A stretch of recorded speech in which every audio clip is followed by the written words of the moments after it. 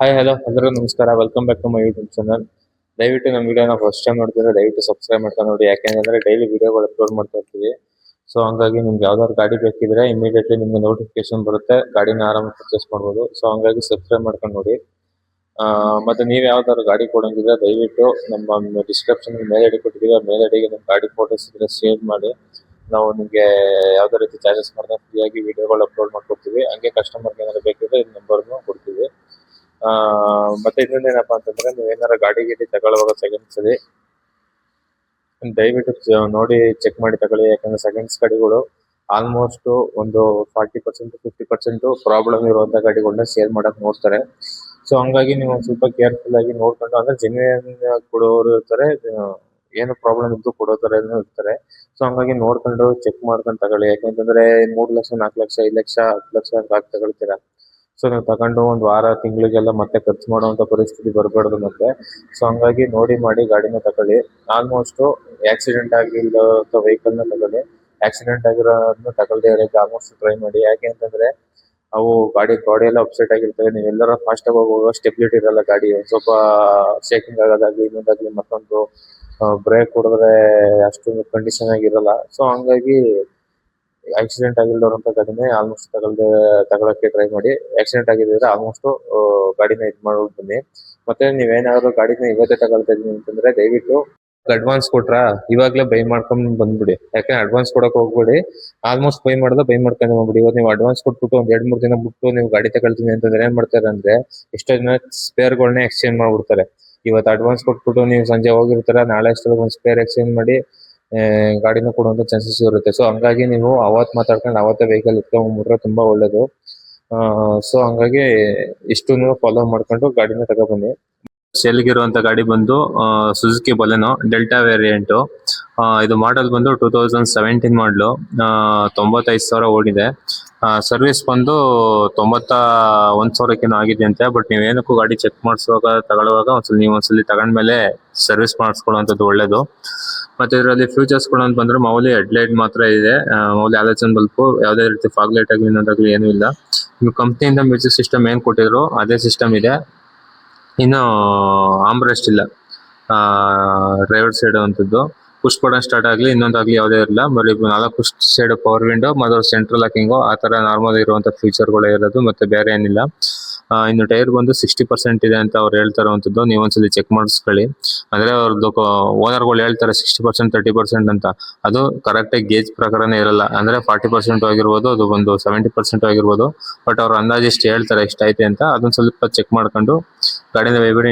ಇನ್ನು seat cover ಅಂತೂ normal ಆಗಿ ಚೆನ್ನಾಗಿದೆ. ಈಗ ರೀಸೆಂಟ್ ಆಗಿ ಅಂತ ಹಾಕ್ಸಿರುವಂತ ಸೀಟ್ ಕವರ್ ಅಂತ ಫ್ಲೋರ್ ಮ್ಯಾಟಿಂಗ್ ಆಗಿರ್ಬೋದು ಇನ್ನೊಂದು ಆಗಿರೋದು ರೀಸೆಂಟ್ ಆಗಿ ಹಾಕಿರೋದು ಅಂತ ಅವ್ರು ಹೇಳ್ತಿರುವಂತದ್ದು. ಮತ್ತೆ ಇಂಟೀರಿಯರ್ ಫುಲ್ ಕ್ಲೀನ್ ಆಗಿದೆ. ಗಾಡಿ ಬಂತು ಯಾವುದೇ ಆಕ್ಸಿಡೆಂಟ್ ಆಗಿಲ್ಲ ಇನ್ನೊಂದು ಅಂತ ಹೇಳಿದ್ದಾರೆ. ಬಟ್ ನೀವು ಒಂದ್ಸಲಿ ಅಂದ್ಕೊಂಡು ನಿಮ್ಮ ಇದಕ್ಕೆ ಒಂದ್ಸಲಿ ಚೆಕ್ ಮಾಡಿಸ್ಕೊಳ್ಳಿ. ಇನ್ನು ರೇರ್ ವೈಪರ್ ಬರುತ್ತೆ. ಇವಾಗ ಬರ್ತಾ ಇರುವಂತ ಗಾಡಿಲಿ ಬರ್ತಿಲ್ಲ, ಹಳೆ ಗಾಡಿಲಿ ಮಾತ್ರ ರೇರ್ ವೈಪರ್ ಬರ್ತಿತ್ತು. ಮತ್ತೆ ಇದರಲ್ಲಿ ಯಾವುದೇ ರೀತಿ ರಿವರ್ಸ್ ಕ್ಯಾಮ್ರಾ ಆಗೋದೊಂದಾಗ್ಲಿ ಇಲ್ಲ. ಪಾರ್ಕಿಂಗ್ ಸೆನ್ಸರ್ಸ್ ಗಳು ಇರುತ್ತೆ ಅಷ್ಟೇ. ಅಂದ್ರೆ ಸೌಂಡ್ ಮಾಡ್ಕೊಳುತ್ತೆ. ಮ್ಯಾಗ್ವೀಲ್ ಇಲ್ಲ, ಯಾವುದೇ ಕಂಪ್ನಿ ಏನ್ ಕೊಟ್ಟಿದ್ದಾರೆ ಅಲೈವಿಲ್ ಇದೆ. ನಿಮ್ ಗಾಡಿ ಬಂದು ರೆಡ್ ಕಲರ್. ಇದು ಬಂದು ಸಿಂಗಲ್ ಓನರ್ ಆಗಿದೆ ವೆಹಿಕಲ್. ಸರ್ವಿಸ್ ಹಿಸ್ಟ್ರಿನೂ ಸಿಗುತ್ತೆ ಅಂತ ಹೇಳ್ತಾ ಇದ್ದಾರೆ. ಸೊ ನಿಮ್ಗೆ ಏನಾರು ಗಾಡಿ ಏನಾರು ಇಷ್ಟ ಆಯ್ತು ಅಂದ್ರೆ ನಿಮ್ದು ಕಾಂಟ್ಯಾಕ್ಟ್ ನಂಬರ್ ಬೇಕು ಅಂದ್ರೆ ಡಿಸ್ಕ್ರಿಪ್ಷನ್ ಅಲ್ಲಿ ಮೇಲ್ ಐಡಿ ಕೊಟ್ಟಿರ್ತೀವಿ, ಅದು ಸ್ಕ್ರೀನ್ ಶಾಟ್ ತೆಗ್ದೀವಿ ಮೇಲೆ ಒಂದು ಮೆಸೇಜ್ ಮಾಡಿ ನಾವು ಕಸ್ಟಮರ್ದು ಕಾಂಟ್ಯಾಕ್ಟ್ ಡೀಟೇಲ್ಸ್ ಕಳ್ಸ್ಕೊಡ್ತೀವಿ. ಸೊ ನಿಮ್ದು ಗಾಡಿ ತಗೊಳ್ಳುವಾಗ ಇನ್ನೊಂದೇನಪ್ಪಾ ಅಂದ್ರೆ ಚೆಕ್ ಮಾಡ್ಕೊಳ್ಳುವಂಥದ್ದು, ಆಕ್ಸಿಡೆಂಟ್ ಆಗಿದೆ ಅನ್ನೋದು ಫಸ್ಟ್ ಚೆಕ್ ಮಾಡ್ಕೊಳ್ಳಿ. ಆಲ್ಮೋಸ್ಟ್ ಆಕ್ಸಿಡೆಂಟ್ ಆಗಿದೆ ಅವಾಯ್ಡ್ ಮಾಡ್ಬಿಡಿ ಗಾಡಿನ. ಏನೇನಪ್ಪ ಚೆಕ್ ಮಾಡ್ಬೇಕು ಅಂದ್ರೆ ಫಸ್ಟ್ ಬಾನೆಟ್ ಓಪನ್ ಮಾಡ್ಕೊಂಡು ಇಂಜಿನ್ ಸ್ಟಾರ್ಟ್ ಮಾಡ್ಕೊಳ್ಳಿ. ಇಂಜಿನ್ ಸ್ಟಾರ್ಟ್ ಮಾಡ್ಕೊಂಡು ಗಾಡಿನ ಒಂದ್ ಸ್ವಲ್ಪ ರೈಸ್ ಮಾಡಿ ಆಯಿಲ್ ಫಿಲ್ ಮಾಡುವಂತ ಕ್ಯಾಪ್ ಓಪನ್ ಮಾಡಿ ನೋಡಿ, ಅಲ್ಲಿ ಆಯಿಲ್ ಸ್ಪೆಡ್ ಆಗ್ತಿದೆ ಅಂತ ನೋಡಿ. ಇಲ್ಲ ಅಂತಂದ್ರೆ ಆಯಿಲ್ ಗೇಜ್ ಇರುತ್ತಲ್ಲ, ಆಯಿಲ್ ಗೇಜ್ ಓಪನ್ ಮಾಡಿ ಅದ್ರಲ್ಲಿ ಸ್ಮೋಕ್ ಬರ್ತಿದೆ ಅಂತ ನೋಡಿ. ಇದ್ರಲ್ಲಿ ಯಾವ್ದಾದ್ರು ಎರಡರಲ್ಲಿ ಒಂದು ಪ್ರಾಬ್ಲಮ್ ಬರ್ತಿದ್ರು ಗಾಡಿ ತಗೊಳಕ್ ಹೋಗ್ಬೇಡಿ. ಇಲ್ಲ ಎರಡು ಬರ್ತಿದೆ ಅಂದ್ರೆ ಮುಟ್ಟಕ್ಕೆ ಹೋಗ್ಬೇಡಿ ಗಾಡಿನ, ಅಲ್ಲೇ ಬಿಟ್ಬಿಟ್ಟು ಬಂದ್ಬಿಡಿ. ಯಾಕೆಂತಂದ್ರೆ ಅದು ಹೆವಿ ಇಂಜಿನ್ ಕೆಲ್ಸಕ್ಕೆ ಬರುತ್ತೆ. ಅಂದ್ರೆ 50-1 ಲಕ್ಷ ಆ ತರ ಎಲ್ಲ ಖರ್ಚು ಬೀಳುತ್ತೆ. ಸೊ ಹಂಗಾಗಿ ಆ ತರ ಏನಾದ್ರು ಪ್ರಾಬ್ಲಮ್ ಇತ್ತು ಅಂತಂದ್ರೆ ತಗೊಳಕ್ಕೆ ಹೋಗ್ಬಿಡಿ ಗಾಡಿನ. ಇನ್ನು ನೆಕ್ಸ್ಟ್ ಬಂದು ಫ್ರಂಟ್ ಎಲ್ಲ ಗಾಡಿ ಚೆಕ್ ಮಾಡಿ, ಸಣ್ಣ ಪುಟ್ಟ ಆಕ್ಸಿಡೆಂಟ್ ಆಗಿದೆ ಅನ್ನೋದು. ಯಾಕೆಂದ್ರೆ ಮೇನ್ ಬಂಪರ್ ಹೋಲ್ಡರ್ ಚೆಕ್ ಮಾಡಿ, ಬಂಪರ್ ಹೋಲ್ಡರ್ ಅಲ್ಲೇ ಬಂಪರ್ ಕೂತಿದ್ಯಾ ಅಂತ. ಯಾಕಂದ್ರೆ ಸ್ಕ್ರೂಗಳು ಹಾಕ್ಬಿಟ್ಟು ಬಂಪರ್ ನೇರದಲ್ಲೇ ಟಿಂಕರಿಂಗ್ ಮಾಡಿ ನಿಲ್ಸ್ಬಿಡ್ತಾರೆ. ಅದಕ್ಕೋಸ್ಕರ ಒಂದ್ ಸ್ವಲ್ಪ ಚೆಕ್ ಮಾಡ್ಕೊಂಡು ತಗೊಳ್ಳಿ, ಬಂಪರ್ ಹೋಲ್ಡರ್ ಬಂಪರ್ ಕೂತಿದೆ ಅಂತ. ಇಲ್ಲ ಬಂಪರ್ ಹೋಲ್ಡರ್ ಅಲ್ಲಿ ಕೂತಿದ್ರು ಸ್ವಲ್ಪ ನೀಟಾಗಿ ಅಲ್ಲೂ ಚೆಕ್ ಮಾಡ್ಕೊಳ್ಳಿ. ಆಕ್ಸಿಡೆಂಟ್ ಆಗಿರೋ ರಿಪ್ಲೇಸ್ಮೆಂಟ್ ಮಾಡಿರ್ತಾರೆ. ಸೊ ಹಂಗಾಗಿ ಬಂಪರ್ ಒಂದ್ ಸ್ವಲ್ಪ ಚೆಕ್ ಮಾಡ್ಕೊಂಡ್ರೆ ಗೊತ್ತಾಗುತ್ತೆ ಆಕ್ಸಿಡೆಂಟ್ ಆಗಿದೆಯೋ ಏನು ಅಂತ. ಅಕಸ್ಮಾತ್ ಟಿಂಕರಿಂಗ್ ಏನಾದ್ರು ಬಂಪರ್ ಅಲ್ಲಿ ಆಗಿತ್ತು ಅಂತಂದ್ರೆ ಆಕ್ಸಿಡೆಂಟ್ ಆಗಿರುತ್ತೆ ಅಂತ. ಬಟ್ ಏನು ರೀಸನ್ ಆಗಿದೆ ಅದೆಲ್ಲ ಕೇಳ್ಕೊಂಡು ನಿಮ್ಗೆ ಇಷ್ಟ ಆಯ್ತು ಅಂದ್ರೆ ತಗೊಳ್ಳಿ, ಇಲ್ಲ ಅಂದ್ರೆ ಬೇಡ. ಇನ್ನು ಅದ್ ಬಿಟ್ರೆ ನೆಕ್ಸ್ಟ್ ಏನ್ ಚೆಕ್ ಮಾಡ್ಬೋದಪ್ಪ ಅಂತಂದ್ರೆ ಫ್ರಂಟ್ ಬ್ಯಾಕ್ ಗ್ಲಾಸ್ ಮತ್ತೆ 4 ಪವರ್ ವಿಂಡೋಸ್ ಗಳೇನಿದೆ ಮತ್ತೆ ಕ್ವಾರ್ಟರ್ ಗ್ಲಾಸ್ ಏನಿದೆ ಅದೆಲ್ಲಾನು ಚೆಕ್ ಮಾಡಿ. ಅದು ಎಲ್ಲಾ ಗ್ಲಾಸ್ ಮೇಲೂ ಬಾರ್ ಕೋಡ್ ಅನ್ನೋದು ಇರುತ್ತೆ. ಆ ಬಾರ್ ಕೋಡ್ ಅಲ್ಲಿ ಎಲ್ಲಾ ಗ್ಲಾಸ್ಗೂ ಒಂದೇ ಬಾರ್ ಕೋಡ್ ಇರುತ್ತೆ, ನಂಬರು. ಆ ನಂಬರ್ ಒಂದೇ ಸೀರಿಯಲ್ ನಂಬರ್ ಎಲ್ಲ ಸೇಮ್ ಮ್ಯಾಚ್ ಆಗ್ತಿದೆ ನೋಡಿ. ಯಾವ್ದಾರು ಒಂದೇನಾದ್ರು ಚೇಂಜ್ ಆಗಿತ್ತು ಅಂದ್ರೆ ಗ್ಲಾಸ್ ಹೊಡೆದೋಗಿದೆ ಅದು ಅಂತ. ಆ ಗ್ಲಾಸ್ ಹೊಡೆದೋಗಿರೋ ರೀಸನ್ ಬಂದು ಆಕ್ಸಿಡೆಂಟ್ ಆಗಿ ಹೊಡೆದೋಗಿರುತ್ತೆ, ಇಲ್ಲ ಅಪ್ಪಿ ಏನಾದ್ರು ಬಿದ್ದು ಹೊಡೆದೋಗಿರುತ್ತೆ. ಬಟ್ ಏನ್ ರೀಸನ್ ಅಂತ ಕೇಳ್ಕೊಳ್ಳಿ. ಆ ಹೊಡೆದೋಗಿರೋ ಜಾಗನ ಒಂದ್ ಸ್ವಲ್ಪ ಇನ್ಫೆಕ್ಷನ್ ಮಾಡಿ ಚೆಕ್ ಮಾಡ್ಕೊಳ್ಳಿ, ಟಿಂಕರಿಂಗ್ ಏನಾರು ಆಗಿದೆಯಾ ಅಂತ.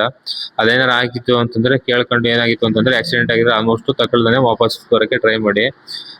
ಇನ್ನು ಅದ್ ಬಿಟ್ರೆ ಇನ್ನು ಡೋರ್ಗಳದ್ದು ಹತ್ರ ಬೀಡಿಂಗ್ಗಳು ಇರುತ್ತೆ. ಆ ಬೀಡಿಂಗ್ ಒಂದ್ ಸ್ವಲ್ಪ ತೆಗೆದು ನೋಡಿ, ಅಲ್ಲಿ ಪಂಚಿಂಗ್ ಸೀಲ್ಗಳು ಇರುತ್ತೆ. ಅದೇನಾರು ಹೋಗಿದೆ ಅನ್ನೋದು ಒಂದ್ ಸ್ವಲ್ಪ ಚೆಕ್ ಮಾಡ್ಕೊಂಡು ಗಾಡಿನ ಆಲ್ಮೋಸ್ಟ್ ಇದ್ ಮಾಡ್ಕೊಂಡು ಬೈ ಮಾಡಿ. ಏನಕ್ಕಪ್ಪ ಹೇಳ್ತಾ ಇರೋದು ಅಂತಂದ್ರೆ ನಿಮ್ಗೆ ಆಕ್ಸಿಡೆಂಟ್ ಆಗಿದೆ ಅಂತಂದ್ರೆ ನಿಮ್ಗೆ ಗೊತ್ತಿಲ್ಲದೇನೆ ತಗೊಬಿಡ್ತೀರಾ.